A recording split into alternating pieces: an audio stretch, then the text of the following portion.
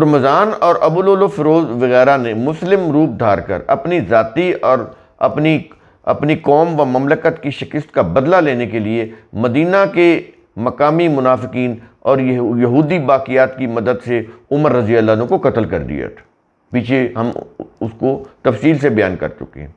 عہد صدیق میں مذکورہ پہلے 2 گروہ مدینہ میں موجود تھے۔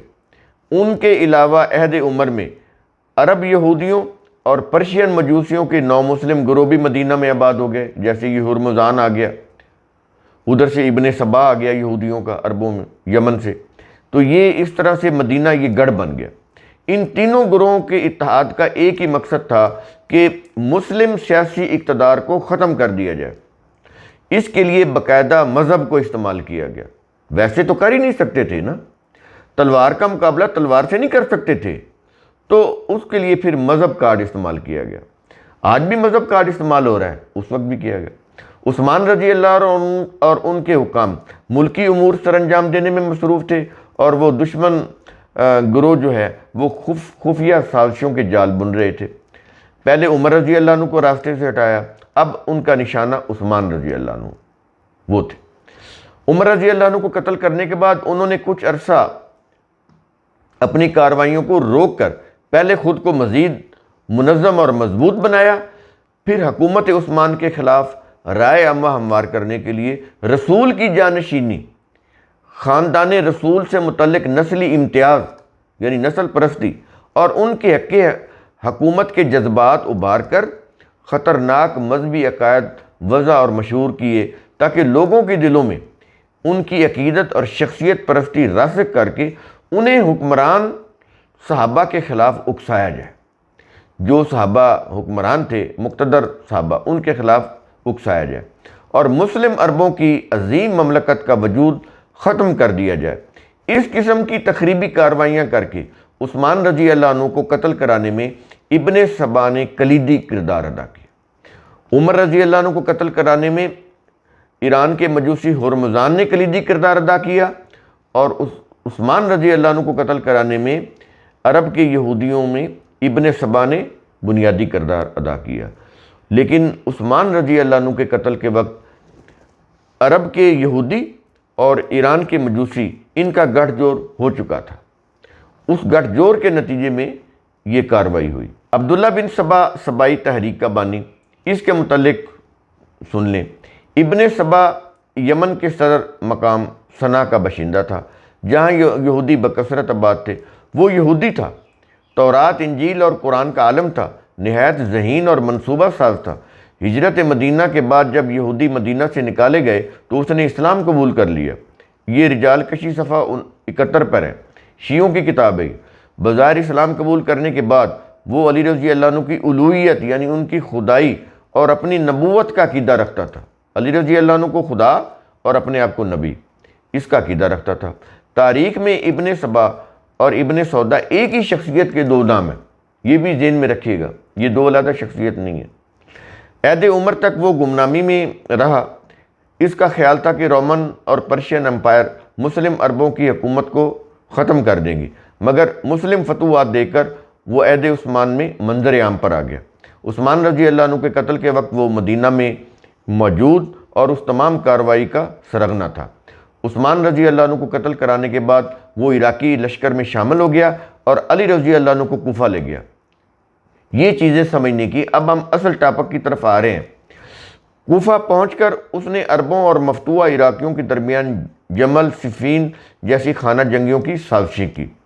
اس نے عرب کے یہودیوں اور پرشیا کے مجوسیوں کے اشتراک سے مسلم عرب مملکت اور حکومت کو سیاسی طور پر ختم کرنے کے لیے مفتوحہ نو مسلم لوگوں کو مذہبی فریب میں مبتلا کر کے اسلامک آئیڈیالوجی اور مسلم اقتدار کو شدید نقصان پہنچایا۔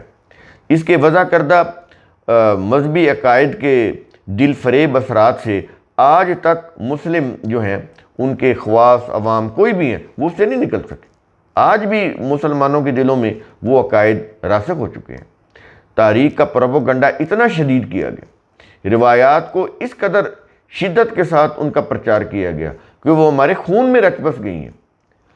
ہم ذہنی طور پر لوگوں کو شیعہ بنایا گیا۔ رسول کی جانشینی سے متعلق ابن سبا کے عقائد بڑے خطرناک عقائد ہیں۔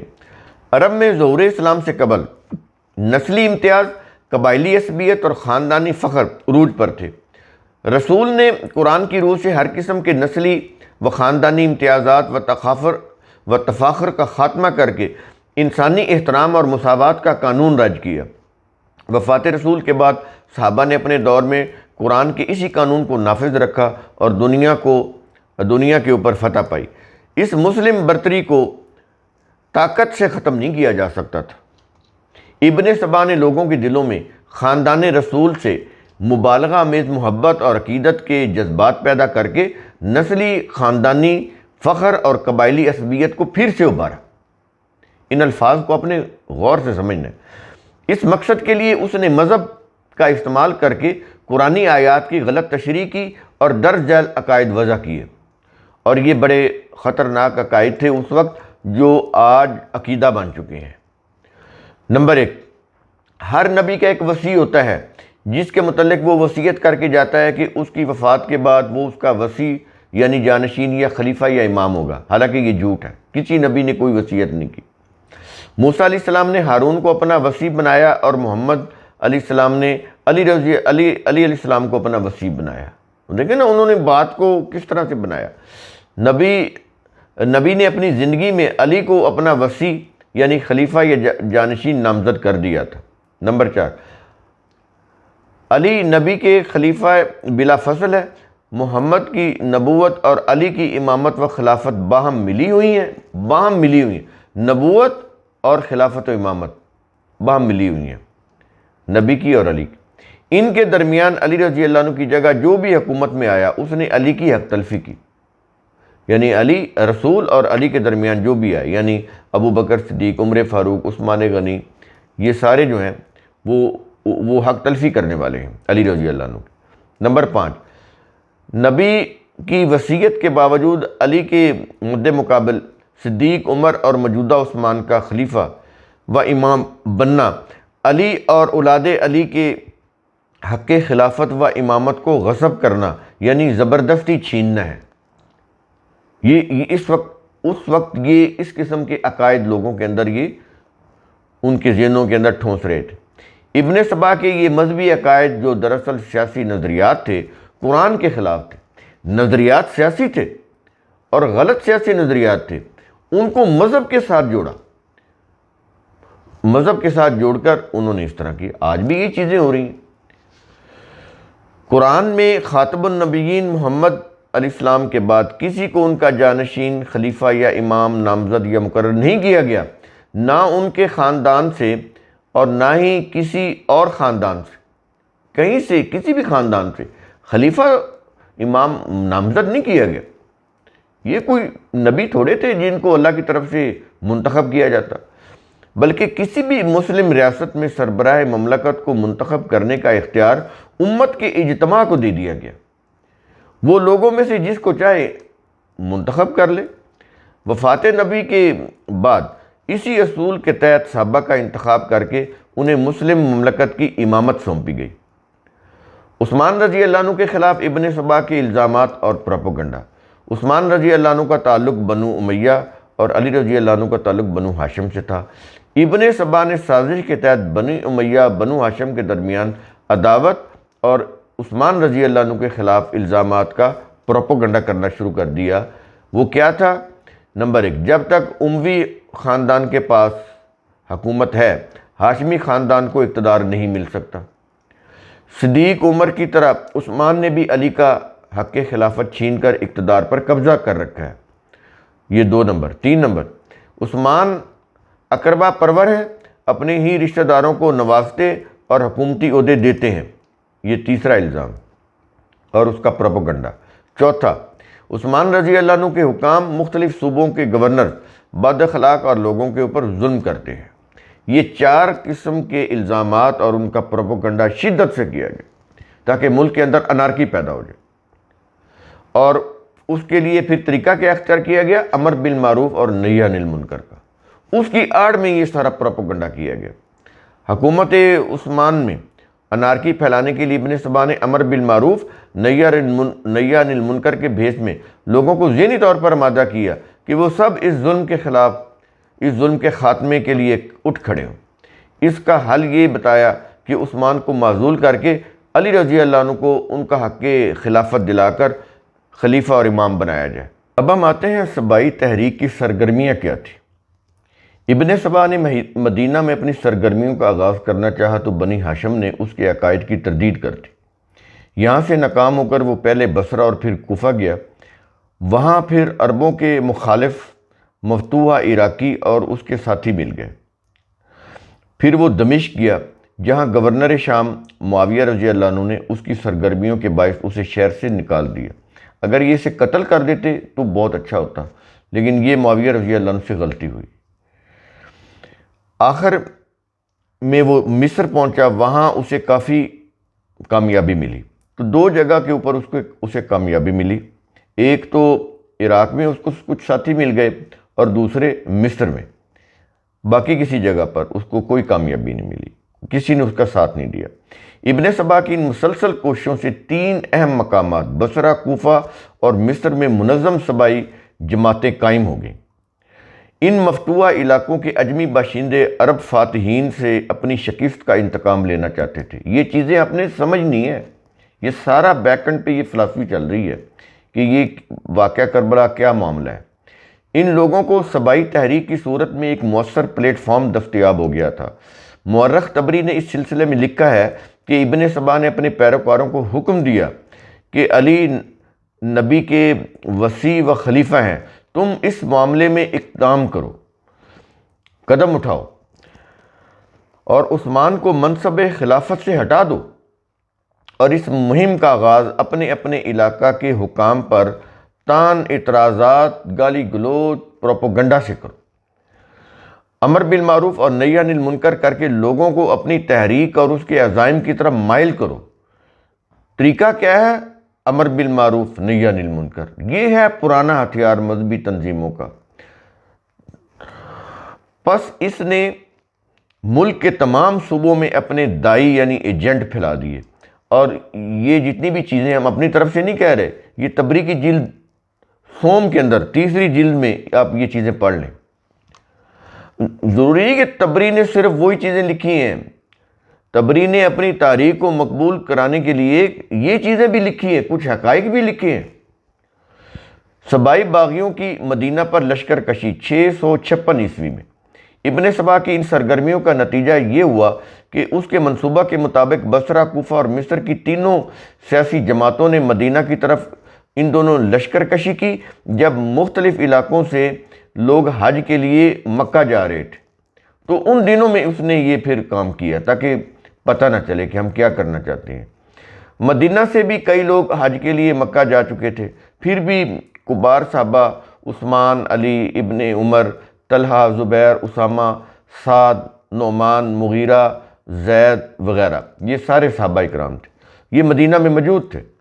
مورخ ابن سعد 845 عیسوی بغداد کے تھے۔ انہوں نے اپنی طبقات میں ابی جعفر القاری کی روایت سے لکھا ہے کہ باغیوں کی تعداد 900 تھی، بصرہ کے 100، کوفہ کے 200، مصر کے 600 اور مدینہ کے اکثر کمینے اور باغیوں کے ساتھ تھے۔ آپ کو بتایا نا کہ مدینہ میں سارے لوگ وہ اچھے نہیں رہ رہے تھے، پیچھے ہم بتا چکے ہیں۔ بصرہ کے لشکر نے ذو خشب، کوفہ کے لشکر نے آوس اور مصر کے لشکر نے ذوالمرہ کے مقامات پر پڑاؤ کیا۔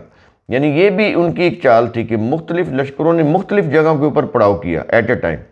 طبقات ابن سعد کے اندر یہ روایت۔ مورخ طبری نے بھی ان تینوں لشکروں کی تفصیل دی ہے۔ نمبر 1، بصرہ کے 4 لشکر، مجموعی تعداد 600، سالار اعلیٰ ہرقوس بن زہیر سعدی۔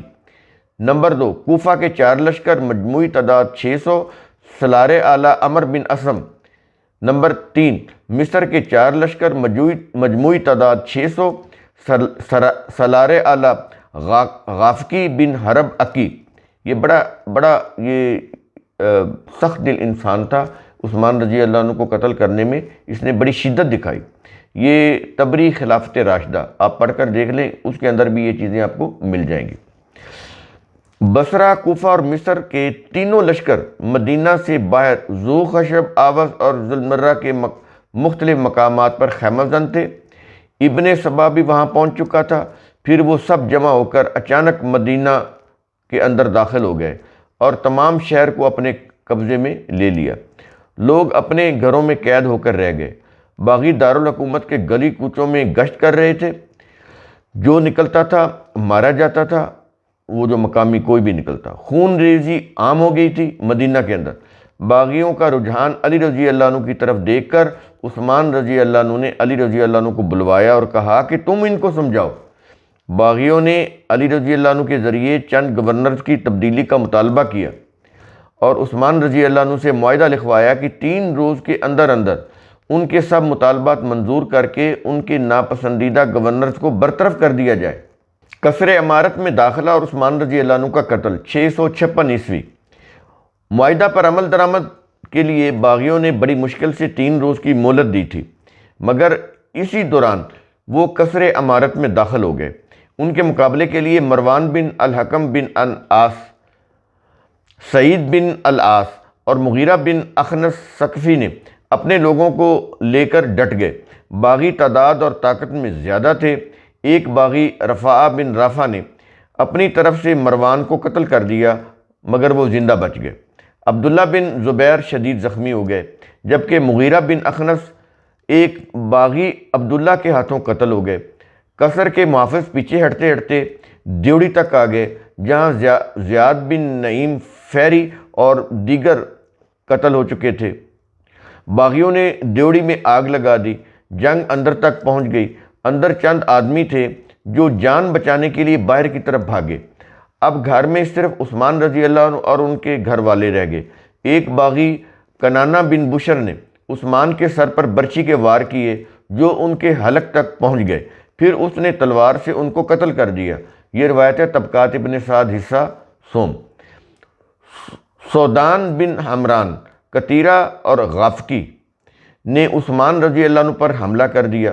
عثمان رضی اللہ عنہ کی بیوی نائلہ نے ان کا وار روکنے کے لیے اپنا ہاتھ آگے کیا تو ان کے ہاتھ کی 3 انگلیاں کٹ گئیں، ہتھیلی سے کٹ کر علیحدہ ہو گئیں۔ سودان بن حمران اور قطیرہ محافظوں کے ہاتھوں مارے گئے۔ غافقی نے لات مار کر قرآن کو پرے پھینک دیا۔ ایک باغی نے نائلہ کے سر سے چادر چھین لی۔ عصر کا وقت تھا کہ باغیوں نے عثمان رضی اللہ عنہ کو قتل کر دیا۔ یہ ہے جی تاریخ ابن خلدون حصہ اول، خلفائے راشدین۔ اس کے بعد 17 جون 656 عیسوی 18 ذی الحجہ 35 یہ بنتی ہے کو 77 سالہ ضعیف العمر حکمران عثمان بن عفان دارالحکومت مدینہ میں اپنے گھر کے اندر نہایت سفاکی سے قتل کر دیے گئے۔ ان کو ان کی ذاتی جگہ حش کوکب یعنی پھولوں کی پھلواری میں دفن کیا گیا۔ اس جگہ کا موجودہ جگہ ہے یہ جنت البقیع کہلاتی ہے اسی کو۔ عثمان رضی اللہ عنہ کے محاصرہ و قتل کی تمام کارروائی کا ماسٹر مائنڈ ابن سبا تھا۔ اس نے اپنی موجودگی میں اپنے معتمد خاص اور باغیوں کے کمانڈر مالک اشتر کے ذریعے اس ساری کارروائی کو مکمل کیا۔ تو یہ ذہن میں رکھیں، یہ مالک اشتر کی آگے کارروائیاں آئیں گی، اور یہ عبداللہ ابن سبا کا خاص آدمی تھا اور اس کی جتنی بھی کارروائی تھی اس کا یہ کمانڈر تھا، ملٹری کمانڈر تھا۔ قتل عثمان کے بعد 5 سالہ دور انارکی، یہ دور انارکی ذہن میں ہونا چاہیے، تب باتیں سمجھ آئیں گی۔ عثمان رضی اللہ عنہ قتل ہو گئے تو یہ 5 سالہ دور، پھر اس دور میں ہوا کیا وہ اس کی تصویر۔ باغیوں کی طرف سے بیعت کی کارروائی اور ابن عباس کا موقف۔ اب عثمان رضی اللہ عنہ قتل ہو گئے تو اب خلیفہ تو بنانا تھا نا کسی کو، صحابہ نے تو نہیں بنایا۔ جنہوں نے عثمان رضی اللہ عنہ کو قتل کیا، جن کا مدینہ کے اوپر ہولڈ تھا، وہی سب کچھ کر رہے تھے۔ عثمان رضی اللہ عنہ کے قتل کے بعد جب مالک اشتر نخی نے علی رضی اللہ عنہ کے لیے بیعت کی کارروائی کرنا چاہی تو ابن عباس نے علی رضی اللہ عنہ کو سمجھایا کہ انہوں نے کیا سمجھایا، علی رضی اللہ عنہ کو کہا کہ آپ گھر بیٹھے رہیں یا اپنے علاقہ ینبو چلے جائیں اور باغیوں سے کوئی واسطہ نہ رکھیں، کیونکہ اللہ کی قسم اگر آپ ان کے ساتھ اٹھ کھڑے ہوئے تو کل کو لوگ خون عثمان کا الزام آپ پر لگائیں گے، لہذا آپ ان کے ساتھ نہ کھڑے ہوں۔ اگر یہ آپ کی بیعت کرتے ہیں تو ان سے بیعت نہ لیں، اپنی خلافت کا اعلان نہ کریں۔ یہ تبری کی جلد 5 ہے، 5ویں جلد، چیک کیجئے، وہاں پہ آپ کو چیزیں ملیں گی۔ باغیوں کی طرف سے صحابہ سے زبردستی بیعت لینے کی کوشش۔ مورخ تبری اور خرطوم کے اسلامک جج، اسلامک جوڈیشل اسکول قاہرہ کے ایجوکیٹر اور قاہرہ یونیورسٹی میں شعبہ تاریخ اسلام کے پروفیسر شیخ محمد الخدری، یہ 1927 کے ہیں، کوئی بہت پرانے بھی نہیں ہیں، اتنے ٹائٹلز ہیں ان کے، اتنے قابل انسان تھے یہ، ان کی رائے ہم نے دی ہے۔ کیا لکھتے ہیں؟ کہتے ہیں کہ عبداللہ بن عمر، سعد بن ابی وقاص، یہ جو فاتح ایران تھے وہ، اسامہ بن زید، حسان بن ثابت، کعب بن الحبار، مسلمہ بن مخلد، ابو سعید الخدری، محمد بن مسلمہ، نعمان بن بشیر، زید بن ثابت، رافع بن خدیج، خستالہ بن عبید، کعب بن عجرہ، صہیب رومی، مسلمہ بن وقش، قدامہ بن مظعون، عبداللہ بن سلام، مغیرہ بن شعبہ رضی اللہ عنہم، یہ سارے کے سارے جلیل القدر صحابہ ہیں۔ ان کے باقاعدہ نام لے کر کہتے ہیں کہ ان جیسے علماء ملت اور ارباب حل و عقد، امام سربراہ مملکت کا تعین کرنے والی اتھارٹی کے لوگوں نے علی رضی اللہ عنہ کی بیعت نہیں کی۔ یعنی یہ وہ لوگ تھے جو مملکت کے سربراہ کا انتخاب کرتے تھے، جو سلیکشن کمیٹی ہوتی تھی حکمران خلیفہ کی، تو انہوں نے تو، ان کی حالت یہ تھی کہ وہ تو ان کے اوپر تلواریں انہوں نے تانی ہوئی تھی، جنہوں نے عثمان رضی اللہ عنہ کو قتل کیا تھا، تو یہ اتھارٹی تھے ارباب حل و عقد، وہ اتھارٹی جو خلیفہ کو نامزد کرتی تھی، تو انہوں نے تو کوئی نامزدگی نہیں کی، تو علی رضی اللہ عنہ کی انہوں نے بیعت نہیں کی، نہ نامزدگی کی علی رضی اللہ عنہ کی، نہ علی رضی اللہ عنہ کی بیعت کی۔ تو یہ تاریخ تبری، اس میں بھی یہ چیزیں لکھی ہوئی ہیں، اور محاضرات فی تاریخ الامم الاسلامیہ، یہ جو شیخ خدری ہیں ان کی کتاب ہے، بڑی مارکت الارا کتاب ہے، وہ پڑھیے، اس کے اندر بھی یہ آپ کو چیزیں مل جائیں گی۔ اسامہ بن زید نے جب بیعت نہ کرنے کی وجہ کا صاف اظہار کیا تو مالک اشتر ان پر حملہ آور ہوا، لیکن سعد رضی اللہ عنہ نے ان کو بچا لیا۔ پھر مالک اشتر نے عبداللہ بن عمر سے بیعت کرنے کو کہا، وہ نہ مانے، مالک اشتر نے ان کو قتل کرنے کی دھمکی دی تو علی رضی اللہ عنہ نے ان کو بچا لیا۔ طلحہ رضی اللہ عنہ، زبیر رضی اللہ عنہ موقع ملتے ہی مدینہ سے نکل کر مکہ پہنچے اور حج پر گئے ہوئے صحابہ کو مدینہ کی صورتحال سے آگاہ کیا۔ قتل عثمان کی کارروائی مکمل کر کے باغیوں کا علی رضی اللہ عنہ کو مدینہ سے کوفہ لے جانا۔ قتل عثمان کے منصوبے کا ماسٹر مائنڈ ابن سبا مدینہ میں موجود اس تمام کارروائی کی قیادت کر رہا تھا۔ باغی ہر طرح غالب اور علی رضی اللہ عنہ کو گھیرے ہوئے تھے۔ خونی کارروائی مکمل کرنے کے بعد وہ علی رضی اللہ عنہ کو کوفہ لے گئے۔ عبداللہ بن سلام وہاں پہنچے اور علی رضی اللہ عنہ کی سواری کی لگام پکڑ کر کہا کہ اے علی، تم مدینہ چھوڑ کر نہ جاؤ، اللہ کی قسم اگر تم مدینہ چھوڑ کر چلے گئے تو پھر کبھی لوٹ کر نہ آؤ گے، اور نہ مسلمانوں کی حکومت ادھر کبھی پلٹے گی۔ اس پر سبائیوں نے ان کو سب و شتم یعنی گالی گلوچ کی، تو وہ علی رضی اللہ عنہ نے کہا کہ انہیں چھوڑ دو اور ان سے الگ ہو جاؤ، یعنی انہیں کچھ نہ کہو، یہ اصحاب محمد میں اچھے شخص ہیں۔ یہ کہہ کر وہ روانہ ہو گئے، حتیٰ کہ مقام ربضہ پہنچ گئے۔ یہ تبری کی 5ویں جلد ہے۔ قصاص کے لیے نائلہ رضی اللہ عنہ کا معاویہ رضی اللہ عنہ کے نام خط، اور یہ نائلہ رضی اللہ عنہ یہ قتل کے موقع کے اوپر عینی شاہد، ان کے ہاتھ کی 3 انگلیاں بھی کٹ گئی تھیں اپنے خامن کو بچاتے ہوئے۔ تو اب ان کی بات، عثمان رضی اللہ عنہ کی بیوہ نائلہ بنت فراوزہ رضی اللہ عنہ نے گورنر شام معاویہ کو خط لکھ کر قصاص کا مطالبہ کیا اور بطور شہادت عثمان رضی اللہ عنہ کی خون آلود قمیض اور اپنے ہاتھ کی کٹی ہوئی 3 انگلیاں دمشق بھجوائیں۔ انہوں نے خط میں، اور یہ ثبوت کے طور پر بھجوائیں، کوئی پروپیگنڈا کے طور پر نہیں بھجوائیں، انہوں نے خط میں قتل کی تفصیل بیان کرنے کے بعد آخر میں قصاص کی التجا ان الفاظ میں کی، اور بڑے دردناک الفاظ ہیں۔ یوں باغیوں نے عثمان کو ان کے گھر میں ان کے بستر پر مار ڈالا۔ میں آپ کو عثمان کا خون لگا کرتا بھیجتی ہوں۔ اگر کوفہ، بصرہ اور مصر سے آنے والے باغی مجرم ہیں تو وہ اہل مدینہ بھی مجرم ہیں جنہوں نے ہمیں رسوا ہوتے ہوئے دیکھا۔ مگر مدد نہ کی۔ اب سوچ لو کہ تمہیں خدا کو منہ دکھانا ہے۔ فریاد ہے ہم پر مصیبت کا پہاڑ ٹوٹ پڑا۔ عثمان کے ولی امیر معاویہ اور اللہ کے نیک بندوں سے مدد طلب کی ہے۔ یہ کتاب الاغانی از ابو الفرج الاصفہانی، یہ بھی شیعہ مصنف ہیں اور ان کی کتاب ہے کتاب الاغانی، یہ اس کی 10ویں جلد ہے، وہاں سے ہم نے یہ نقل کیا ہے۔ مقتول عثمان کے قصاص کا مطالبہ۔ طلحہ رضی اللہ عنہ، زبیر رضی اللہ عنہ موقع ملتے ہی مدینہ سے نکل کر مکہ پہنچے۔ لوگ حج سے واپس ہو رہے تھے۔ گورنر بصرہ اور عثمان رضی اللہ عنہ کے ماموزاد بھائی عبداللہ بن عامر، یہ گورنر تھے بصرہ کے، عبداللہ بن عامر رضی اللہ عنہ، یہ بھی حج پر گئے ہوئے تھے، تو وہاں سے یہ بصرہ واپس لوٹ رہے تھے، حج ختم ہو گیا تھا، یہ واپس آ رہے تھے۔ طلحہ و زبیر نے جب صحابہ کو مدینہ کے حالات کی خبر دی تو ان کے دلوں میں گہرا صدمہ اور رنج کی لہر دوڑ گئی کہ یہ کیا ہوا۔ مدینہ پر باغی قابض تھے۔ طلحہ و زبیر گورنر عبداللہ بن عامر کے ساتھ بصرہ چلے گئے۔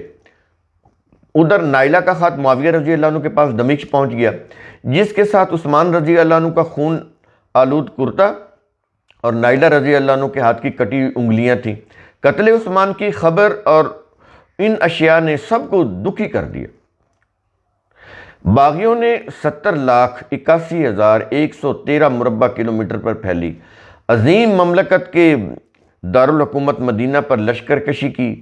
فرما روا عثمان رضی اللہ عنہ کو ان کے قصر عمارت میں داخل ہو کر قتل کیا اور اپنی حد تک مسلم مرکزیت کا خاتمہ کر دیا تھا۔ اس کارروائی پر عرب میں ہر طرف سے قصاص کی آوازیں بلند ہونے لگیں۔ اب سمجھ آئیں کہ قصاص کی آوازیں کیوں بلند ہو رہی تھیں۔ یہ کچھ کیا تھا ان ایرانیوں نے، عراقیوں نے، اہل کوفہ نے، بصریوں نے۔ قصاص کا مطالبہ کرنے والوں کی قیادت۔ اس وقت مسلم عرب مملکت میں شام واحد صوبہ تھا جہاں معاویہ رضی اللہ عنہ کی مضبوط حکومت تھی اور پورا شام ان کے بہترین فلاحی کاموں، حکومتی نظم و نسق اور امن و امان کی وجہ سے ان کے ساتھ تھا۔ نائلہ رضی اللہ عنہ نے معاویہ رضی اللہ عنہ سے قریبی رشتہ کی بنا پر ان کو اپنے مقتول شوہر کا سرپرست ولی قرار دیا تھا اور قصاص لینے کی دردمند درخواست کی۔ وہ قصاص لینے کی پوری قوت بھی رکھتے تھے۔ ان وجوہات کی بنا پر تمام صحابہ اور عام افراد معاویہ رضی اللہ عنہ کی قیادت میں قصاص کے لیے جمع ہو گئے۔ قصاص عثمان اور امارت علی پر صحابہ کا موقف۔ اس معاملے میں مدعیان قصاص کا موقف واضح تھا۔ جو قصاص طلب کر رہے تھے نا صحابہ، ان کا موقف بالکل واضح تھا۔ وہ کیا تھا؟ وہ علی رضی اللہ عنہ کی بیعت کر لیں گے بشرطے کہ وہ عثمان رضی اللہ عنہ کے قاتلوں سے قصاص لیں۔ علی رضی اللہ عنہ عثمان رضی اللہ عنہ کے قاتلوں سے قصاص لیں جن کے ساتھ وہ کوفہ گئے، تو وہ پہلے قصاص لیں نا ان سے، پھر ہم علی رضی اللہ عنہ کی بیعت کر لیں گے، یا ان کو قصاص کے لیے ہمارے حوالے کر دیں۔ اگر وہ ان سے قصاص نہیں لیتے تو پھر ان باغیوں کو، ان قاتلوں کو ہمارے حوالے کریں، ہم عثمان رضی اللہ عنہ کا قصاص لیں گے۔ تو یہ دونوں کام علی رضی اللہ عنہ تو نہیں کر سکتے تھے، وہ تو ان کے رحم و کرم کے اوپر تھے جنہوں نے عثمان رضی اللہ عنہ کو قتل کیا اور علی رضی اللہ عنہ کو کوفہ لے گئے۔ قصاص عثمان پر اصرار کی وجہ، اب یہ بھی بڑی اہم ہے۔ صحابہ عثمان رضی اللہ عنہ کا قصاص لینا ضروری سمجھتے تھے کیونکہ قرآن قصاص کو لازمی قرار دیتا ہے۔ اے مومنو، تم پر مقتولین کے معاملے میں قصاص یعنی برابر کا بدلہ لکھ دیا گیا ہے۔ اور اگلی آیت میں قصاص کو لازمی قرار دینے کی یہ وجہ بتائی گئی ہے کہ اے عقل مندو، تمہارے لیے قصاص میں زندگی ہے تاکہ تم خون ریزی سے محفوظ رہو۔ یہ سورہ بقرہ کی آیات 178 اور 179 ہیں۔ ہم نے قرآن کی روح سے بتایا کہ صحابہ کرام قصاص لینے کے حق میں تھے اور اس کے اوپر کوئی چیز کے اوپر وہ کمپرومائز کرنے کے لیے تیار نہیں تھے۔ تھوڑا سا پیچھے جائیں تو ایک قصاص کی وجہ اور بھی معلوم ہوتی ہے۔ وہ کیا؟ 628 عیسوی میں صلح حدیبیہ کے موقع پر رسول نے عثمان رضی اللہ عنہ کو اپنا سفیر بنا کر مکہ بھیجا، مگر حدیبیہ میں افواہ پھیل گئی کہ عثمان قتل کر دیے گئے۔ اس پر رسول نے اپنے 1400 جانثار صحابہ سے ایک درخت کے نیچے عثمان رضی اللہ عنہ کے قصاص کا عہد لیا۔ اس سلسلے میں سورہ الفتح کی آیات اتری کہ اللہ ان مومنوں سے خوش ہو گیا جنہوں نے رسول کے ہاتھ پر بیعت کی۔ جب عثمان رضی اللہ عنہ اس کے 28 سال بعد واقعی قتل کر دیے گئے تو تمام صحابہ کرام قرآن کی مذکورہ آیت کی روح سے خون عثمان کا قصاص لینا فرض سمجھتے تھے۔ نہ بھی یہ واقعہ ہوتا تب بھی فرض ہے قصاص لینا، تو وہ تو انہوں نے لینا تھا، اس کے اوپر تو وہ کمپرومائز نہیں کر سکتے تھے۔ عثمان رضی اللہ عنہ کے قصاص پر طلحہ رضی اللہ عنہ کا موقف۔ طلحہ نے بصرہ کے اجتماع میں قصاص کی اہمیت پر حتمی موقف ظاہر کیا کہ اگر تم نے قصاص لینا ترک کر دیا تو تمہارے لیے نہ حکومت قائم رہ سکتی ہے اور نہ ہی نظام حکومت۔ یہ تبری کی 5ویں جلد ہے۔ اس کے بعد مدینہ چھوڑنے کے بعد علی رضی اللہ عنہ عراقی باغیوں کے حصار میں آ چکے تھے۔ ظاہر ہے وہ تو پھر مدینہ میں ہوتے تو بات اور تھی، جب وہ کوفہ چلے گئے تو وہ تو پھر ان کے حصار میں آ گئے نا، وہ قاتلین عثمان کے حصار میں۔ کہیں بھی نہ ان کا حکم نافذ تھا علی رضی اللہ عنہ کا، نہ ان کا سیاسی اقتدار قائم تھا، اور نہ ہی ان کی ماتحتی میں کسی خود مختار مملکت کا کوئی وجود قائم تھا۔ ان میں سے کوئی بھی چیز نہیں تھی۔ تمام کا تمام جو اختیار تھا نا، پاور تھی، وہ قاتلین عثمان کے ہاتھ میں تھی۔ انہوں نے علی رضی اللہ عنہ کو مفلوج کر کے رکھ دیا تھا کوفہ لا کر۔ خلافت علی رضی اللہ عنہ سے متعلق شاہ ولی اللہ محدث دہلوی 1762 کے ہیں، تو ان کا موقف کیا ہے؟ حالانکہ شاہ ولی اللہ ذہنی طور پر شیعہ تھے، علی رضی اللہ عنہ سے بے پناہ لگاؤ تھا، شیعوں کی طرح لگاؤ تھا، لیکن وہ بھی جو انہوں نے لکھا آپ خود دیکھیں۔ کہتے ہیں کہ مرتضیٰ یعنی علی رضی اللہ عنہ کے متعلق کہہ رہے ہیں کہ لیے خلافت قائم نہیں ہوئی، کیونکہ ارباب حل و عقد نے امام سربراہ مملکت کا تعین کرنے والی جو اتھارٹی ہے، اس کے لوگوں نے اپنے اجتہاد اور مسلمانوں کی نصیحت کی غرض سے ان کی بیعت نہیں کی تھی۔ کون لکھ رہے ہیں؟ شاہ ولی اللہ محدث دہلوی۔ ان کی کتاب ہے ازالۃ الخفا عن خلافت الخلفاء، تو اس کی دوسری جلد ہے جس کا ہم نے حوالہ دیا۔ تو جنگ جمل یہ 7 نومبر 656 عیسوی بصرہ عراق اور اس کا پس منظر۔ 17 جون 656 عیسوی کو باغیوں نے عثمان رضی اللہ عنہ کو قتل کیا۔ طلحہ اور زبیر موقع پاتے ہی مدینہ سے نکل کر مکہ آ گئے۔ وہاں سے وہ گورنر بصرہ عبداللہ بن عامر کے ساتھ بصرہ پہنچے۔ ادھر مدینہ میں بغاوت کے سرغنہ ابن سبا اور باغیوں کا کمانڈر مالک اشتر نخی وغیرہ اپنی کارروائی مکمل کر کے علی رضی اللہ عنہ کو لے کر کوفہ کے لیے روانہ ہوئے اور مقام ذی کار پہنچ کر پڑاؤ کیا۔ سمجھ رہے ہیں، ادھر سے علی رضی اللہ عنہ کو لے کر آ رہے تھے، ادھر سے وہ جو دوسرے صحابہ کا لشکر تھا وہ بھی حج کر کے واپس وہ بصرہ آ رہا تھا، وہ جو گورنر بصرہ تھے ان کے ساتھ۔ اس دوران لوگ قتل عثمان کے صدمہ سے ذرا سنبھلے تو قصاص کا مطالبہ مزید زور پکڑ گیا۔ طالبین قصاص میں طلحہ اور زبیر نمایاں تھے، جو عبداللہ بن عامر کے ساتھ بصرہ میں تھے۔ گورنر بصرہ ابن عامر عثمان رضی اللہ عنہ کے ماموزاد اور پرشیا کے نامور فاتحین میں سے تھے۔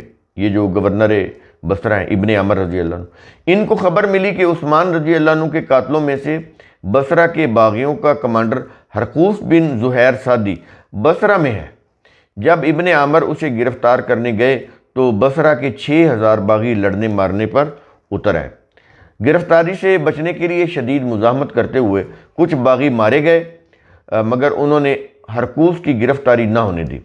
کوفہ کے باغیوں کا 10,000 کا لشکر بھی ان کی مدد کو بصرہ پہنچ گیا، ان کی طاقت اور بڑھ گئی۔ اس لیے یہ پھر ان کا جو ایکشن ہے وہ ناکام ہوا گورنر بصرہ کا۔ صبائی قائدین کی میٹنگ میں علی رضی اللہ عنہ کو قتل کرنے کا منصوبہ بڑا اہم ہے، یہ منصوبہ اس کو آپ نے سمجھنا ہے۔ اس سے آپ کو پتہ چلے گا کہ یہ علی رضی اللہ عنہ سے بھی محبت نہیں کرتے تھے، جو حب علی کی جنہوں نے آڑ لی ہوئی تھی۔ ادھر ذیکار میں صبائی قائدین ابن سودا یعنی ابن سبا، مالک اشتر نخی، خالد بن ملجم، البا بن حیثم، شریح بن ابی اوفا وغیرہ نے بصرہ کے حالات کی خبر پا کر میٹنگ کی۔ اس میں مالک اشتر نے کہا کہ اگر علی مدیان قصاص ابن عامر، یہ جو بصرہ کے گورنر ہے، ابن عامر رضی اللہ عنہ، طلحہ، زبیر، معاویہ رضی اللہ عنہ وغیرہ سے مل گئے تو وہ یقیناً خون عثمان کا قصاص لیں گے۔ یہ علی رضی اللہ عنہ کے متعلق اس نے کہا۔ پھر ہم میں سے کسی کی جان نہیں بچے گی۔ یہ کون کہہ رہا ہے؟ علی رضی اللہ عنہ کے جو شیعہ لشکر تھا اس کا کمانڈر مالک اشتر، اور وہ ابن سبا کا خاص معتمد، وہ کہہ رہا تھا۔ تو علی رضی اللہ عنہ اگر ان کے ساتھ مل گئے تو پھر ہم میں سے کسی کی جان نہیں بچے گی۔ اس لیے بہتر یہی ہے کہ سب مل کر علی رضی اللہ عنہ کو بھی عثمان کے پاس پہنچا دیں، یعنی جیسے عثمان کو قتل کیا ویسے علی رضی اللہ عنہ کو قتل کر دیں، تاکہ یہ قصہ ہی ختم ہو جائے۔ یہ کس میں لکھا ہوا ہے؟ تبری میں، یہ تبری کے اندر لکھا ہوا ہے، تاریخ تبری کے اندر۔ آخر میں ابن سودا یعنی ابن سبا نے کہا کہ علی، طلحہ، زبیر کو اور سوچنے کا موقع نہ دو، اور ان کے درمیان مصالحت سے پہلے ہی فوج اور عوام کو ملا کر جنگ چھیڑ دو، تاکہ یہ مصالحت ہی نہ ہو۔ اگر مصالحت ہوگی تو ہم مارے جائیں گے۔ جب ایک بار شعلہ بھڑک گیا تو علی اپنے بچاؤ کے لیے جنگ پر مجبور ہو جائیں گے۔ ایک بار ان کی لڑائی ہو جائے تو ہم علی رضی اللہ عنہ کو مجبور کر لیں گے کہ ان کے خلاف لڑائی کا اعلان کیا ہے وہ اس میں ساتھ دیں۔ اس رائے پر سب نے اتفاق کر لیا۔ یہ بھی تبری کی تاریخ میں ہے۔ اس میٹنگ کے بعد ان باغیوں کا لشکر ذیقار سے بصرہ پہنچ کر خیمہ زن ہوا۔ وہاں طلحہ اور زبیر کا لشکر بھی موجود تھا۔ طلحہ اور زبیر کی علی رضی اللہ عنہ سے ملاقات ہوئی۔ اس میں بالاتفاق طے پایا کہ امت کی اصلاح صلح میں ہی ہے۔ مصالحت کی تکمیل کے بعد فریقین مطمئن ہو کر اپنی اپنی لشکر گاہوں میں، اپنی اپنی قیام گاہوں میں واپس چلے گئے۔ اس وقت رات ہو گئی تھی، فریقین سوئے ہوئے تھے۔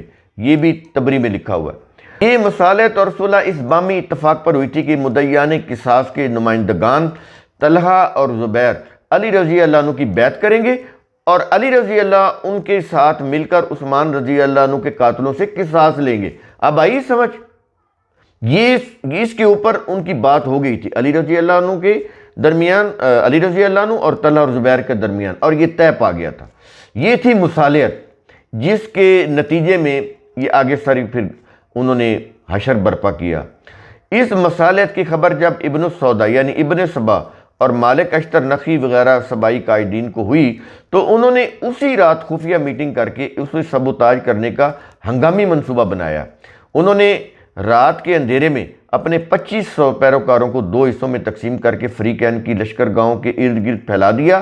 انہوں نے رات کی تاریکی میں اچانک فریقین کے لشکروں پر شب خون مارا تو دونوں طرف کے فریقین میں سے ہر ایک نے یہی سمجھا کہ مخالف فریق نے فیصلہ کی خلاف ورزی کی ہے، کرتے ہوئے حملہ کر دیا ہے۔ صبح ہوتے ہی جنگ کے شعلے بھڑک اٹھے۔ ان سبائیوں نے پہلے عثمان رضی اللہ عنہ کو قتل کیا تھا، اب بصرہ میں موجود مدعیان قصاص کو ختم کرنے کے درپے تھے، یعنی طلحہ اور زبیر کو۔ یمن کا مالک اشتر نخی بصرہ اور کوفہ کے لشکروں کو جنگ پر اکسا رہا تھا۔ ایک طرف عبداللہ بن عامر، طلحہ اور زبیر اپنے مختصر لشکر کے ساتھ تھے۔ ان کے مقابلے میں کوفہ اور بصرہ کے متحدہ صبائی لشکر کی تعداد بہت زیادہ تھی۔ انہوں نے منصوبے کے تحت خود کو ہراول دستہ کے طور پر آگے، اور جبکہ علی رضی اللہ عنہ کو اپنے لشکر کے پیچھے رکھ کر خون ریزی کی۔ علی رضی اللہ عنہ کو آگے نہیں آنے دیا انہوں نے، تاکہ علی رضی اللہ عنہ کو صحیح حالات معلوم ہی نہ ہو۔ حالانکہ علی رضی اللہ عنہ ان کے قائد تھے بظاہر، تو وہ علی رضی اللہ عنہ پھر آگے ہونے چاہیے تھے نا، ان کو لیڈ کرنا چاہیے تھا۔ انہوں نے لیڈ نہیں کرنے دیا، انہوں نے پیچھے رکھا تاکہ آگے جتنی بھی یہ خون ریزی کریں، کیونکہ صحابہ کرام کا لشکر تو بہت کم تھا، اور یہ منظم ہو کے متحدہ لشکر بنا کر آئے تھے پوری قوت کے ساتھ۔ انہیں یقین تھا کہ اب ہم جی بھر کر خون ریزی کریں گے، اور جو بھی عثمان کے خون کا مطالبہ کر رہا ہے قصاص کا، اس کو ہم نے چھوڑنا نہیں، ختم کر دینا ہے۔ تو اس لیے انہوں نے علی رضی اللہ عنہ کو پیچھے رکھا۔ جنگ جمل میں علی رضی اللہ عنہ کا قرآن اٹھا کر کہنا کہ اس سے فیصلہ کر لیں، بڑی اہم یہ چیز ہے، اس پوائنٹ کو اپنے ذہن میں رکھنا ہے۔ مورخ تبری کے مطابق علی رضی اللہ عنہ نے اس خانہ جنگی کو روکنے کے لیے قرآن دکھا دکھا کر کہا کہ یہ کلام اللہ ہمارے اور تمہارے درمیان ہے، اسی کے مطابق فیصلہ کر لیں۔ تبری کی 5ویں جلد میں۔ اس جنگ میں باغیوں کا پلڑا بھاری تھا، اس لیے وہ علی رضی اللہ عنہ کو روکنے کے باوجود جنگ کرتے رہے۔ چونکہ وہ بھاری تعداد میں تھے، صحابہ کرام ان کے مقابلے میں کمزور تھے، اس لیے انہوں نے علی رضی اللہ عنہ کے حکم کی ان کے قرآن اٹھا کر روکنے کی کوئی پرواہ نہیں کی۔ انہوں نے برابر جنگ جاری رکھی، خون ریزی جاری رکھی۔ انہوں نے مدعیان قصاص کو بے دریغ قتل کیا۔ طلحہ اور زبیر بھی قتل ہو گئے۔ اس کے بعد آگے جی کوفہ دارالخلافہ قرار دیا جانا، یہ 656 عیسوی میں۔ بصرہ میں مدیانہ کے ساتھ خصوصاً طلحہ و زبیر کو ختم کرنے کے بعد ابن سبا اور مالک اشتر وغیرہ علی رضی اللہ عنہ کو لے کر کوفہ آ گئے اور اسے دارالخلافہ قرار دے دیا۔ تمام باغی وہاں جمع ہو گئے۔ اب یہ کوفہ بن گیا دارالخلافہ اور سارے باغی یہاں پر جمع ہو گئے۔ وہاں پر علی رضی اللہ عنہ کو انہوں نے مفلوج کر کے رکھا ہوا تھا۔ قتل عثمان کے بعد مسلمانوں کا رخ معاویہ رضی اللہ عنہ کی طرف۔ علی رضی اللہ عنہ کی تو یہ صورتحال تھی، وہ تو مدینہ میں تھے ہی نہیں، وہ تو قاتلین عثمان کے ہاتھوں کوفہ میں تھے، ان کے تسلط میں تھے۔ عثمان رضی اللہ عنہ کے قتل اور علی رضی اللہ عنہ کے کوفہ جانے کے بعد مدینہ کی مرکزیت ختم ہو گئی۔ خانہ جنگیوں کے بنا پر مرکزی قیادت کا فیصلہ نہیں ہو پا رہا تھا۔ عظیم مملکت کے صوبے میں سخت انارکی پھیل چکی تھی، یعنی عراق میں۔ البتہ صوبہ شام میں معاویہ رضی اللہ عنہ کی حکومت نہایت مضبوط اور مستحکم تھی۔ وہ قصاص لینے اور بغاوت کو فروغ کرنے اور ملکی نظم و نسق اور امن و امان قائم کرنے کی پوری عسکری صلاحیت اور سیاسی قوت اور بصیرت رکھتے تھے۔ اس لیے وہ صحابہ اور عام مسلمانوں کی تمام تر امیدوں کا مرکز بن گئے۔ جنگ صفین، اب جنگ جمل دیکھ لی۔ علی رضی اللہ عنہ نے قرآن اٹھایا لیکن انہوں نے خون ریزی بند نہیں کی، ان کی جماعت نے، شیعہ لوگوں نے۔ اب جنگ صفین میں جب قرآن اٹھایا گیا تو شیعہ لشکر میں پھوٹ پڑ گئی۔ یہ کیا ہوا؟ بڑی قابل غور ہے۔ جنگ جمل میں مدیانہ قصاص کو قتل کرنے کے بعد سبائیوں کے حوصلے بڑے بلند ہو گئے۔ طلحہ و زبیر کے بعد، یعنی ان کے قتل ہونے کے بعد، ان کے راستے کی سب سے بڑی رکاوٹ اب امیر معاویہ رضی اللہ عنہ تھے، جو شام کے گورنر تھے۔ ان کی قیادت میں صحابہ کرام اور عرب کے عام مسلمان متحد تھے، حتیٰ کہ علی رضی اللہ عنہ کے بڑے بھائی عقیل بن ابی طالب یہ بھی امیر معاویہ رضی اللہ عنہ کے ساتھ تھے۔ وہ جنگ صفین میں ان کے لشکر میں بھی شریک تھے۔ عمدۃ الطالب کے شیعی مؤلف نے عقیل بن ابی طالب کے متعلق لکھا ہے کہ اپنے بھائی علی امیر المومنین سے ان کے ایام خلافت میں جدا ہو گئے، معاویہ کے پاس بھاگ گئے۔ یہ بھاگ گئے تنزن لکھا انہوں نے، بھاگنے کی کیا ضرورت تھی انہیں، اور انہی کے ساتھ صفین کی جنگ میں موجود رہے۔ تو انہوں نے تو معاویہ رضی اللہ عنہ کا ساتھ دیا، علی رضی اللہ عنہ کے بڑے بھائی نے۔ یہ عمدۃ الطالب، یہ مطبوعہ لکھنؤ کا ہے، اس کے اندر لکھا ہوا ہے، شیعوں کی کتاب، بڑی معتبر۔ ابن سبا اور مالک اشتر وغیرہ نے جمل کی طرح ایک اور خون ریز جنگ برپا کرنے کی سازش کی تاکہ معاویہ اور ان کی زیر قیادت قصاص کا مطالبہ کرنے والوں کو ختم کر دیا جائے۔ دمشق جا کر معاویہ رضی اللہ عنہ سے لڑنا ان کے بس کی بات نہیں تھی، اس لیے وہ کوشش کر رہے تھے کہ معاویہ کو ان کے صدر مقام دمشق سے باہر نکال کر عراق کے قریب کہیں لا کر ان سے جنگ کی جائے۔ تو دمشق جانے کا حوصلہ نہیں تھا ان میں، تو اس کے لیے وہ اکسا رہے تھے معاویہ رضی اللہ عنہ کو کہ یہ دمشق سے نکلیں اور ادھر ہماری طرف آئیں، عراق کی طرف، تو پھر جنگ کی جائے۔ اس جنگ کی ابتدا مالک اشتر نے ایک خط سے کی۔ اب دیکھیں، غور سے سنیں، یہ خط کیا تھا، بعد میں اس کو کیا بنایا گیا۔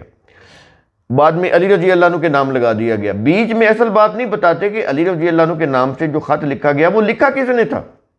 وہ تو مالک اشتر نے لکھا تھا، علی رضی اللہ عنہ تو نہیں لکھا تھا۔ علی رضی اللہ عنہ کا تو نام استعمال ہو رہا تھا، خون ریزی یہ کر رہے تھے، ذمہ لگ رہی تھی علی رضی اللہ عنہ کی۔ اس نے کوفہ سے علی رضی اللہ عنہ کی طرف سے معاویہ کے نام خط بھیجا کہ وہ معزول ہو کر علی کی بیعت کرے۔ کس نے؟ مالک اشتر نے، علی رضی اللہ عنہ بن کر یا علی رضی اللہ کا نام لے کر۔ چونکہ اس خط کی کوئی سرکاری حیثیت نہیں تھی، اس لیے معاویہ نے اسے تسلیم کرنے سے انکار کر دیا اور جواب لکھا کہ خلیفہ عثمان تمہاری موجودگی میں قتل ہو گئے، مگر تم نے اپنے قول و عمل سے نہ روکا۔ عثمان کے قاتل تمہارے ہاتھ بیعت کر چکے ہیں اور اس وقت وہی تمہارے قوت بازو اور انصار اور مشیر ہیں۔ انصار یعنی مددگار۔ ہمیں علم ہے کہ تم خون عثمان سے برات ظاہر کرتے ہو، یعنی کہ میں خون عثمان سے میرا تعلق نہیں ہے۔ امیر معاویہ کہہ رہے ہیں ہمیں یقین ہے کہ تم اس کی برات ظاہر کرتے ہو، اگر تم اس میں سچے ہو تو قاتلوں کو قصاص کے لیے ہمارے حوالے کر دو، ہم سب سے پہلے تمہاری بیعت کرنے کے لیے تیار ہیں۔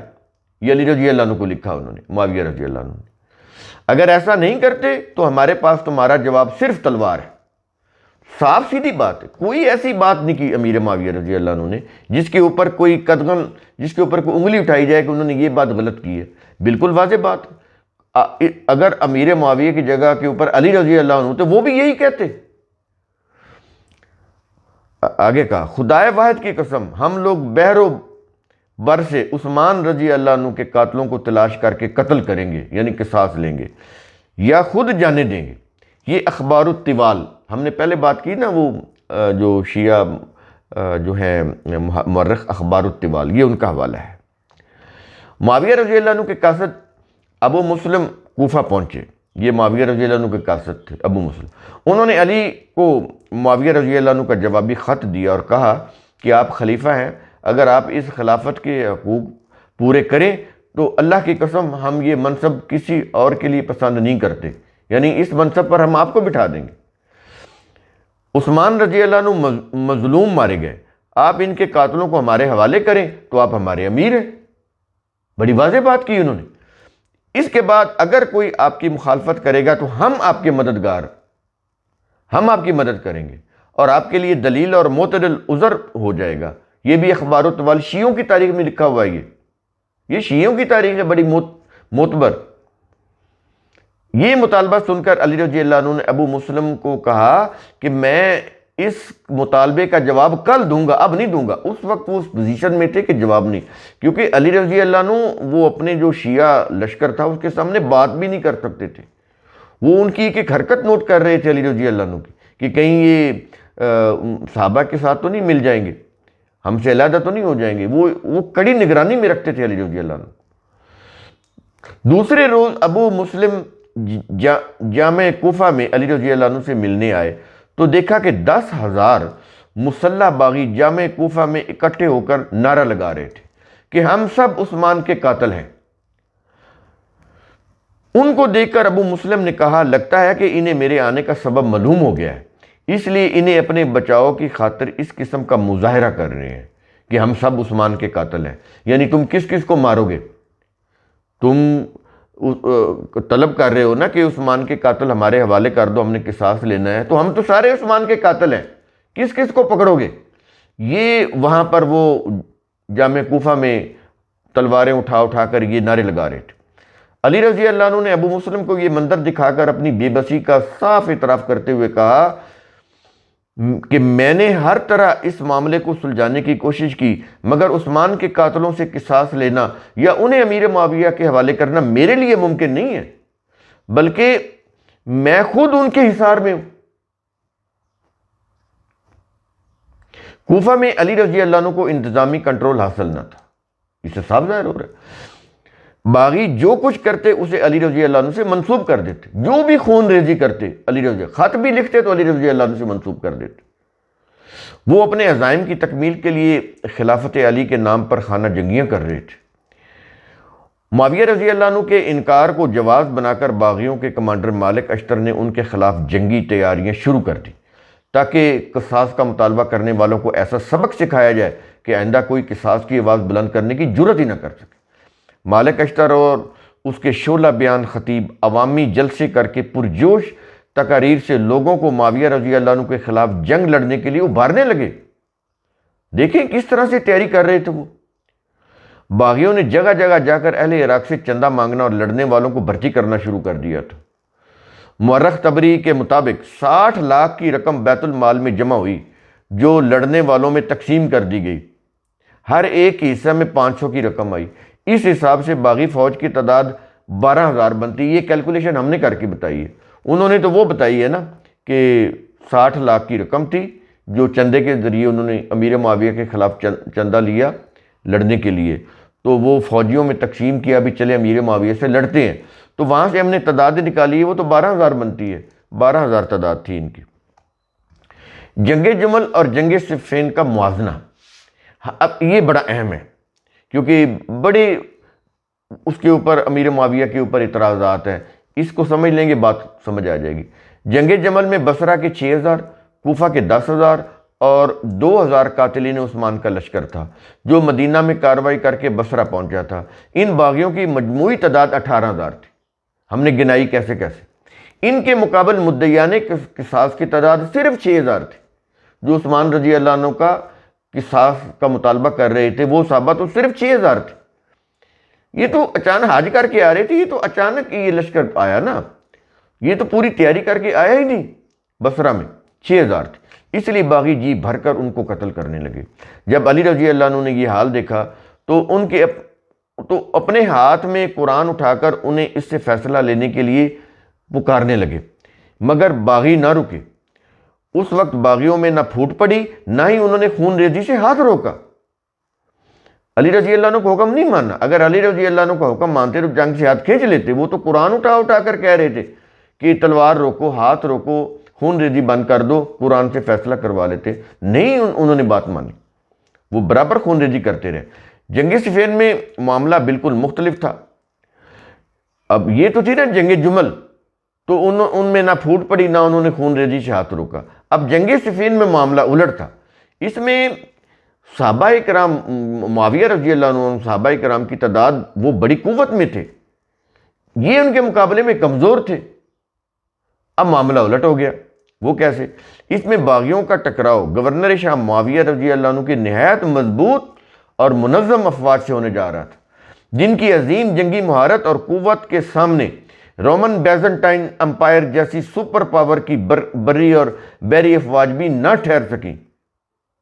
اب معاملہ یہ تھا، اب جمل کے وہ 6000 والے وہ کمزور صحابہ نہیں تھے۔ عثمان رضی اللہ عنہ کے سبائی قاتلین، جو باغیوں کی اصل طاقت اور ان کے روح رواں تھے، وہ معاویہ رضی اللہ عنہ سے خائف تھے اور ان کے مد مقابل میدان جنگ میں اتر کر لڑنے سے جی چرا رہے تھے۔ اس بات کو بھانپتے ہوئے عراقی باغیوں کے یمنی کمانڈر مالک اشتر اور اس کے ساتھی دن رات ایک کر کے جنگی لشکر کشی کی تیاریوں میں لگے ہوئے تھے۔ وہ مفتوحہ عراقی باشندوں کو عرب فاتحین کے خلاف بھڑکا کر اپنے ساتھ ملانے کے لیے جگہ جگہ نہایت پرجوش اور اشتعال انگیز تقریریں کر رہے تھے، اور ساتھ ہی جنگی لشکر کے لیے لوگوں کو بھرتی کر رہے تھے اور چندہ جمع کر رہے تھے۔ اتنی بڑی تیاری کر رہے تھے کیونکہ اب معاویہ رضی اللہ عنہ سے ٹکراؤ ہونے جا رہا تھا۔ واضح رہے کہ باغیوں کا متحدہ لشکر، جسے تاریخ میں علی رضی اللہ عنہ کا لشکر مشہور کیا گیا، اس میں مختلف علاقہ جات اور مختلف نظریات کے لوگ شامل تھے۔ ان میں مفتوحہ عرب کے سبائی اور مفتوحہ عراق کے مجوسی نو مسلم دونوں قسم کے جو سرکش افراد تھے وہ شامل تھے۔ بھانت بھانت کے لوگ تھے یہ، اور سارے اپنے فائدے کے لیے اکٹھے ہوئے تھے۔ عراقی باشندے اجمیوں کی کثرت کی وجہ سے خود کو برتر اور عربوں کو اپنے سے کمتر سمجھتے تھے، ایک یہ وجہ بھی تھی۔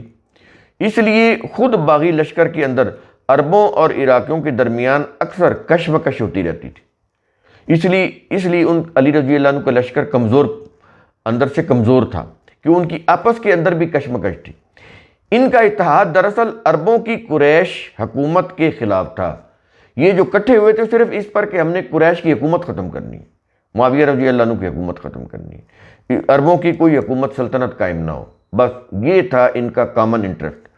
باقی اندر میں پھوٹ تھی ان کے لیڈر ابن سبا اور مالک اشتر نخی دونوں یمنی عرب تھے، یعنی وہ تو عراق کے تھے ہی نہیں۔ مالک اشتر بھی اور ابن سبا یہ تو یمن، یہ تو عرب کے تھے، یہودی تھے۔ تو یہ اپنے مشترک مفاد یا عزائم کے لیے اکٹھے ہوئے تھے، اندر میں ان کے اتحاد نہیں تھا۔ جنگ صفین کا آغاز اور باغیوں میں اختلاف۔ متحدہ باغیوں کے لشکر پوری طرح سے جنگی تیاری کر کے شام کی طرف روانہ ہوئے۔ انہوں نے رقہ کے مقام پر دریائے فرات عبور کیا اور اس کے شام جانے والے کنارے پر سفر کرتے ہوئے آگے بڑھنے لگے۔ اس پیش قدمی کی خبر پا کر معاویہ رضی اللہ عنہ اپنے لشکر جرار کے ساتھ دفاع کے لیے ان کی طرف بڑھے۔ اب انہوں نے نکالنا تھا نا دمشق سے معاویہ رضی اللہ عنہ، اور خبر بھی پہنچائی تھا کہ معاویہ رضی اللہ عنہ دمشق سے نکلیں تاکہ ہم دمشق میں جا کر نہ لڑیں، وہ معاویہ رضی اللہ عنہ ہمارے پاس ہیں۔ دریائے فرات کے ساحل پر میدان صفین میں فریقین کے لشکر آمنے سامنے ہو گئے۔ معاویہ رضی اللہ عنہ کی فوج عراقی لشکر سے کہیں زیادہ طاقتور، جنگی امور کی ماہر اور تجربہ کار تھی۔ یہ کہہ لیں نا، یہ تو اپنے مفاد کے لیے یہ جنگجو بنے ہوئے تھے، لیکن یہ تو باقاعدہ ایک فوج تھی، جیسے ریاستی ایک فوج ہوتی ہے، ویل ڈسپلنڈ، ویل آرگنائزڈ، وہ فوج تھی، ماہر تھی، تجربہ کار تھی، پروفیشنل سولجر تھے یہ۔ عثمان رضی اللہ عنہ کے قاتلوں پر مبنی باغیوں کا ہراول دستہ جو پہلے ہی معاویہ رضی اللہ عنہ سے لڑنے سے جی چرا رہا تھا، وہ ان کی منظم فوج کو دیکھ کر میدان جنگ سے باہر آ گئے۔ انہوں نے جیسے ہی دیکھا معاویہ رضی اللہ عنہ کے لشکر، منظم لشکر، باہر آ گئے، کیونکہ جنگ کی صورت میں وہ یقیناً مارا جاتا۔ وہ خاص ہراول دستہ جس نے عثمان رضی اللہ عنہ کو قتل کیا تھا، جو علی رضی اللہ عنہ کو کوفہ لے کر آیا تھا، ان کی خلافت کا اعلان کیا اور پھر ان کو مفلوج کر کے رکھ دیا، ان کے نام کے اوپر ساری تخریبی کارروائیاں کر رہا تھا، یہ وہ اصل لشکر کا اصل وہ حصہ، باغیوں کی اصل قوت اور روح رواں یہی دستہ تھا۔ جب وہ پیچھے ہٹا تو میدان جنگ کا نقشہ ہی بدل گیا۔ بقول تبری، آغاز میں فریقین کے درمیان اتنا رابطہ بڑھ گیا کہ وہ بلا خوف و خطر باہم ملنے جلنے اور ایک دوسرے کے لشکر میں آنے جانے لگے، اور ایسے لگتا تھا کہ صلح ہو جائے گی۔ یہ تبری کے اندر لکھا ہوا ہے، یعنی لشکر طاقتور جب دیکھا تو یہ ایسے شیر و شکر ہو گئے جیسے کوئی دشمنی نہیں ہے، ان کو ایک دوسرے کے لشکر میں آ رہے ہیں، مل رہے ہیں۔ اور معاویہ رضی اللہ عنہ تو ویسے ہی صلح جو تھے، وہ تو طاقت کا استعمال بقدر ضرورت کرتے تھے، ویسے وہ کوشش کرتے تھے کہ معاملات سیاسی طور پر حل ہو۔ یہ معاویہ رضی اللہ عنہ کی عادت تھی، خصلت تھی ان کی، وہ یعنی شدت سے کام نہیں لیتے تھے، ہر چیز کو کوشش کرتے تھے کہ سیاسی طور پر حل ہو، مصلحت سے حل ہو۔ آخر میں وہ رکھتے تھے طاقت کا استعمال، اس کا بے جا استعمال نہیں کرتے تھے۔ باغیوں میں یمنی کمانڈر مالک اشتر اور اس کے ساتھی جنگ پر مصر تھے۔ مصر کون تھے؟ صرف یہ کیونکہ ان کو اپنی جان کے لالے پڑے ہوئے تھے کہ اگر معاویہ رضی اللہ عنہ کا لشکر غالب آتا ہے تو پھر ہم مارے جاتے ہیں، پھر ہمارا سارا پلان چوپٹ ہو جاتا ہے۔ تو یہ مصر تھے کہ جنگ ہو، اس لیے فریقین میں 2 روز تک معمولی جھڑپیں ہوتی رہی، مگر کوئی فیصلہ کن جنگ نہ ہوئی، کیونکہ فوجی لوگ ساتھ دیں گے تو جنگ ہوگی نا، 2 بندے تو نہیں جنگ لڑ سکتے۔ تو لوگ ساتھ نہیں دے رہے تھے، لوگ یہ دے رہے تھے کہ لشکر بہت مضبوط ہے معاویہ، ہم نہیں ان سے لڑ سکتے، تو یہ اکسا رہے تھے لوگوں کو کہ لڑا جائے۔ اس وقت جمل میں باغی غالب تھے، جمل میں جنگ جمل باغی غالب تھے، اس لیے علی رضی اللہ عنہ قرآن اٹھانے پر ان میں کوئی پھوٹ نہ پڑی۔ علی رضی اللہ عنہ قرآن اٹھایا نا کہ جنگ بند کر دو، خون ریزی بند کر دو، اس سے فیصلہ نہیں انہوں نے مانا، تو ان میں پھوٹ بھی نہیں پڑی، حکم بھی نہیں مانا، اور وہ مسلسل خون ریزی کرتے رہے۔ لیکن جنگ صفین میں انہی باغیوں کے ہراول دفتہ کے لوگ جو پہلے ہی معاویہ رضی اللہ عنہ کے ساتھ جنگ لڑنے سے خائف تھے، وہ معاویہ رضی اللہ عنہ کے لشکر جرار کو دیکھ کر کہنے لگے، ہم کتاب اللہ کی دعوت قبول کرتے ہیں۔ سمجھ آ رہی ہے یہ چیز؟ یہاں پر وہ کتاب اللہ کی دعوت قبول کر رہے ہیں۔ جنگ جمل میں انہوں نے علی رضی اللہ عنہ کے قرآن اٹھانے پر بھی قرآن کی دعوت قبول نہیں کی، علی رضی اللہ عنہ کا کہنا نہیں مانا، لیکن جنگ صفین میں معاویہ رضی اللہ عنہ کا جرار لشکر دیکھ کر وہ یہ باتیں کر رہے تھے کہ ہم کتاب اللہ کی دعوت قبول کرتے ہیں۔ یہ کہہ کر وہ میدان جنگ سے باہر آ گئے، میدان جنگ میں بھی نہیں کھڑے ہو، باہر آ گئے کہ ہم کتاب اللہ کی دعوت قبول کرتے ہیں، یعنی ہم نہیں لڑتے۔ دوسرے لفظوں میں ان کے ساتھ بہت سے عراقی بھی میدان جنگ سے واپس آ گئے۔ بقول مورخ تبری، جب عراقیوں نے دیکھا کہ قرآن اٹھا لیے گئے ہیں تو وہ بولے کہ ہم کتاب اللہ کو قبول کرتے ہیں اور اس کی جانب رجوع کرتے ہیں۔ قرآن اٹھائے گئے نا، انہوں نے کہا قرآن سے فیصلہ کر لو، بہتر ہے جنگ نہ لڑو۔ تو یہ تبری جلد سوم کے اندر ہے، تو انہوں نے کہا ہاں ہم کتاب اللہ کی دعوت کو قبول کرتے ہیں۔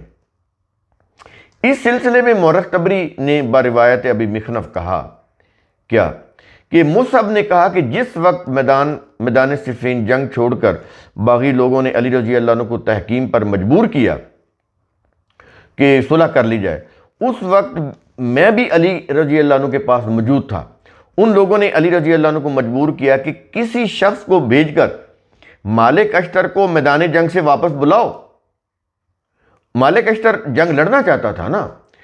مصعب کہتے ہیں کہ علی نے یزید بن ہانی السبی، اب یہ دیکھیں علی رضی اللہ عنہ کا خاص بندہ ہے یہ یزید بن ہانی السبی، تو اس کا مطلب ہے یزید کو اس وقت برا نہیں سمجھا جاتا تھا، یزید کے نام کے اوپر نام رکھا جاتا تھا، تو یہ عراق کا تھا یہ۔ تو یزید بن ہانی السبی کو اشتر کے پاس روانہ کیا اور کہلوایا کہ فوراً جنگ بند کر کے میرے پاس آؤ۔ یہ علی رضی اللہ عنہ کا حکم اس کے پاس پہنچایا۔ قاصد نے یہ پیغام اشتر کو پہنچایا۔ علی رضی اللہ عنہ اشتر نے جواب دیا کہ میری طرف سے علی رضی اللہ عنہ سے کہنا یہ وقت ایسا نہیں ہے جس میں وہ مجھے میری جگہ سے ہٹائیں، میدان جنگ سے واپس بلائیں، یہ وہ وقت نہیں ہے، وہ قطعاً جلدی نہ کریں، مجھے لڑنے دیں، کیونکہ مجھے امید ہے کہ میں فتح حاصل کر لوں گا۔ اس کے بعد یہ واپس اشتر کا پیغام لے کر واپس آیا تو یزید بن ہانی واپس آیا اور علی رضی اللہ عنہ کو اس مالک اشتر کے جواب سے آگاہ کیا۔ اس پر ایک شور و شر بلند ہوا اور اشتر کے بارے میں لوگ جو عثمان رضی اللہ عنہ کے قاتل اور عراقی لشکر کی اصل طاقت اور روح رواں تھے اور میدان جنگ سے باہر آ گئے تھے، وہ غصے سے چیخنے لگے اور علی رضی اللہ عنہ سے کہا کہ اللہ کی قسم ہمیں یقین ہے کہ تو نے ہی اس مالک اشتر کو جنگ جاری رکھنے کا حکم دیا ہے، ہم جنگ نہیں لڑنا چاہتے، تو تم اپنے اس کو بلاؤ نا، اشتر کو واپس بلاؤ، ہم نے نہیں جنگ لڑنی۔ وہ الٹا علی رضی اللہ عنہ کے اوپر پریشر ڈال رہے تھے کہ وہ جو نہیں آ رہا نا، اس کا مطلب ہے تم نے کوئی خفیہ طریقے سے اس کو کہا ہے کہ تم ڈٹے رہو، تو تم اس کو واپس بلاؤ۔ آگے سنیں کیا کہہ رہے۔ علی رضی اللہ عنہ نے کہا کہ تمہارے لیے یہ رائے قائم کر لینا مناسب نہیں ہے جو تم مجھ پر الزام لگا رہے ہو کہ میں نے اس کو کہا ہے۔ کیا تم نے مجھے اس سے سرگوشیاں کرتے ہوئے دیکھا ہے؟ یہ صفائیاں دے رہے علی رضی اللہ عنہ، مجھے سرگوشیاں کرتے ہوئے تم نے دیکھا ہے؟ کیا میں تمہارے سامنے اشتر سے اعلانیہ گفتگو نہیں کرتا؟ یہ تھی علی رضی اللہ عنہ کی پوزیشن ان کے ہاتھوں میں۔ اس طرح سے وہ اپنی صفائیاں دے رہے تھے کہ میں نے کوئی سرگوشی نہیں کی، میں نے کوئی اس کو کھڑا رہنے کے لیے نہیں کہا کہ تم جنگ لڑو۔ کیا جب میں اس سے باتیں کرتا ہوں تو تم نہیں سنتے؟ اس کا مطلب یہ ہے کہ علی رضی اللہ عنہ کو اتنی بھی اجازت نہیں تھی کہ وہ اکیلے میں کسی سے بات کر سکتے۔ اس قدر سخت محاصرہ تھا علی رضی اللہ عنہ کے اوپر ان کوفیوں کا، ان کے لشکر کا، ان کے قائدین کا۔ ان لوگوں نے کہا، وہ جو قاتلین عثمان تھے جن کے پاس اصل قوت تھی، جو لشکر کے روح رواں تھے، ان لوگوں نے کہا یا تو تم آدمی بھیج کر فوراً اشتر کو واپس بلاؤ، ورنہ اللہ کی قسم ہم تجھے بھی مذلول کر دیں گے جیسے عثمان کو مذلول کر دیا تھا۔ اور اگلے الفاظ، علی رضی اللہ عنہ نے یزید بن ہانی سے کہا، اے یزید، اشتر سے جا کر کہو کہ وہ فوراً میرے پاس آ جائے، یہاں فتنہ پیدا ہو چکا ہے۔ یزید نے اشتر کو یہ پیغام پہنچا دیا۔ اشتر نے سوال کیا کہ کیا قرآن اٹھانے کی وجہ سے فتنہ پیدا ہوا ہے؟ وہ قرآن اٹھایا گیا نا معاویہ رضی اللہ عنہ کے لشکر کی طرف سے کہ یہ قرآن کے مطابق فیصلہ کرو، خون ریزی نہ کرو، تو یہ واپس آ گئے۔ یہ واپس قرآن اٹھانے کی وجہ سے نہیں آئے تھے، یہ ان کی قوت دیکھ کر آئے تھے واپس، وہ پیچھے بات ہو چکی۔ تو اب یہ دیکھیں نا، یہ جو تبری ہے نا، چیز کو گھما رہا ہے، یہاں پر لوگوں کو گمراہ کرنے کے لیے یہ چیزیں لے کر آ رہا ہے، منسوب اشتر سے کر رہا ہے۔ اشتر نے سوال کیا کہ کیا قرآن اٹھانے کی وجہ سے فتنہ پیدا ہوا ہے؟ یزید نے کہا ہاں۔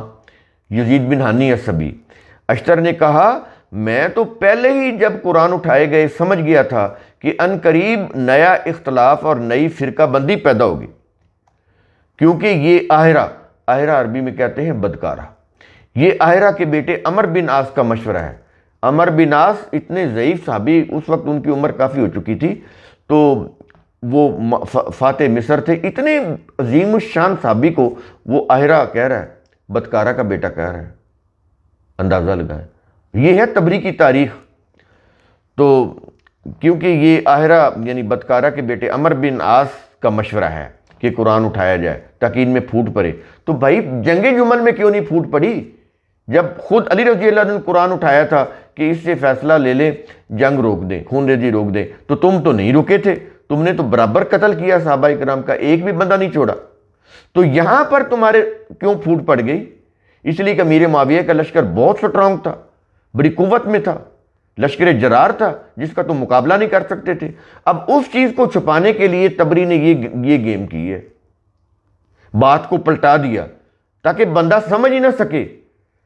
یہ ایسے نہیں سمجھ آئیں گے تاریخ کے بل پھیر ایسے سطحی پڑھنے سے چیزیں، اس کے لیے ہوش مندی چاہیے۔ تو کیا تو نے نہیں دیکھا کہ اللہ نے ہمارے لیے غیب سے کیسے مدد کی ہے؟ کیا یہ مناسب ہے کہ میں ایسے وقت میں دشمنوں کو چھوڑ کر میدان جنگ سے واپس آ جاؤں؟ یہ اشتر کا جواب آیا واپس۔ یزید نے کہا کیا تو یہ چاہتا ہے کہ یہاں میدان جنگ میں کامیابی حاصل کرے. یہ کس کو کہہ رہا ہے؟ مالک اشتر کو، جو میدان جنگ میں ڈٹا ہوا ہے.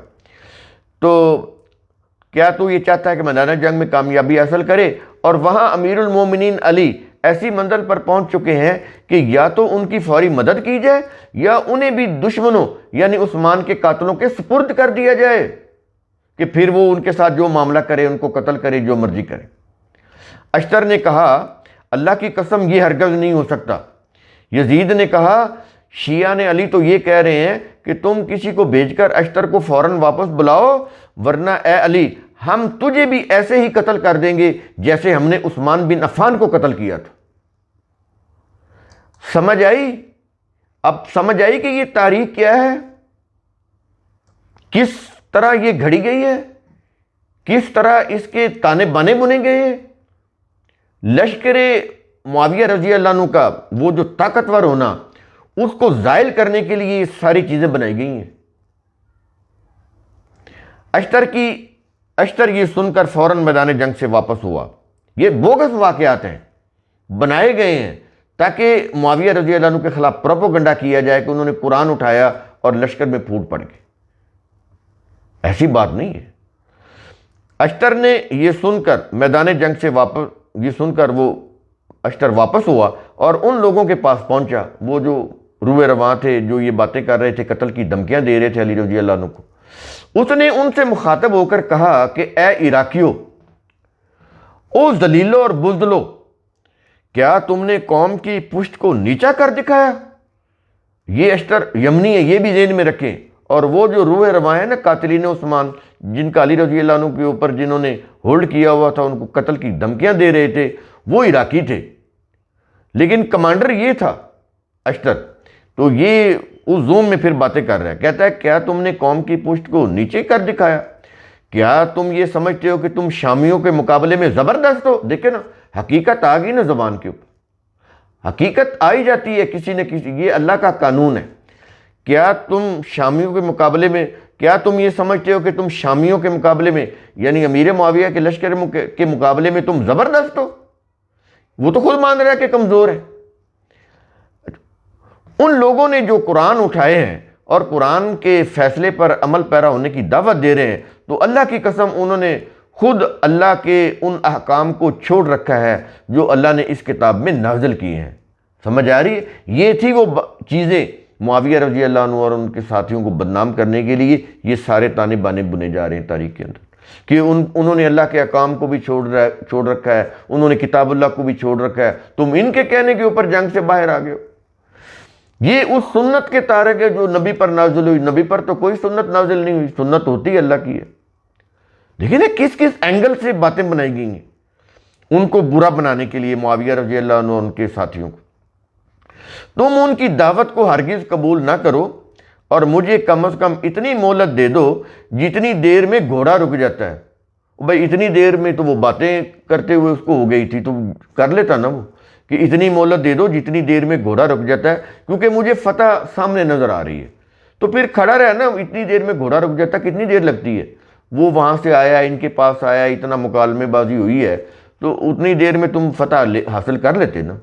مطلب مبالغہ میزی یا جھوٹ، تو جتنا بولنا ہے بول لیں، اس کا کیا ہے. انہوں نے یعنی باغیوں کے ہراول دستہ کے لوگوں نے اشتر سے کہا سنیں، ہم نہ تیرے متی نہ ہی تیرے امیر علی کے متی ہیں، تو ہم سے الگ ہو جا. تبری جلد سوم پڑھ لیں جا کے. اب سمجھ آئی کہ یہ کیا معاملات ہیں. نوٹ یہاں پہ یہ دیکھیں کہ تبری کی اس روایت سے اندازہ لگایا جا سکتا ہے کہ کوفہ میں علی رضی اللہ عنہ اپنے ہی گروہ کے ہاتھوں کس قدر مشکلات سے دوچار تھے، کس قدر بے باک تھے. انہیں عثمان رضی اللہ عنہ کی طرح قتل کی دھمکیاں دی جا رہی تھی. ان کا ہراول دفتہ جنگ بندی کے لیے دباؤ ڈال رہا تھا. اس کے باوجود 70,000 ہلاکتیں مشہور کی گئیں اس جنگ میں، 10,000 جنگ جمل میں اور 70,000 جنگ صفین میں. یہ سب جھوٹ بول رہے ہیں. 80,000 ان دو جنگوں میں صحابہ قتل ہو گئے اور کہہ رہے ہیں ایک دوسرے نے مار دیا. اور قرآن کہہ رہا ہے ایک کو بھی مارنا ایسے ہی جیسے تمام انسانیت کو قتل کر دیا. تو یہاں 70,000 اور 10,000 80,000 صحابہ تاریخ بتا رہی ہے کہ انہوں نے ایک دوسرے کو مارا. قتل کر دیا، 80,000 صحابہ قتل ہو گئے، سب جھوٹ ہے یہ۔